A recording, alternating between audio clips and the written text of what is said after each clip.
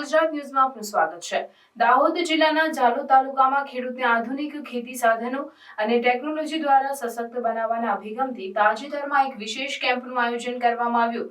આ કેમ્પમાં જિલ્લા ખેતીવાડી અધિકારી અને તાલુકા અમલીકરણ અધિકારીની ઉપસ્થિતિ રહી હતી। વર્ષ 2024-25 અંતર્ગત આઈ ખેડૂત પોર્ટલ પર કરેલી અરજી અનુસાર AGR 3 સાધનો અને AGR 50 ટ્રેક્ટરની ચકાસણી કરાઈ।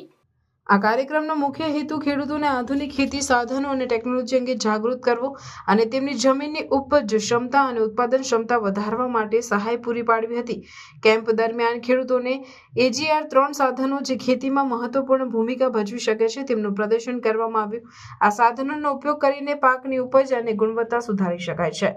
આ ઉપરાંત AGR 50 ટ્રેક્ટરની ચકાસણી કરી અને તે અંગે વિસ્તૃત માહિતી આપવામાં આવી। ટ્રેક્ટરની નવીનતા અને તેની કાર્યક્ષમતા સમજાવીને ખેડૂતોને તેનો મહત્તમ ઉપયોગ કેવી રીતે કરવો તે અંગે માર્ગદર્શન આપવામાં આવ્યું।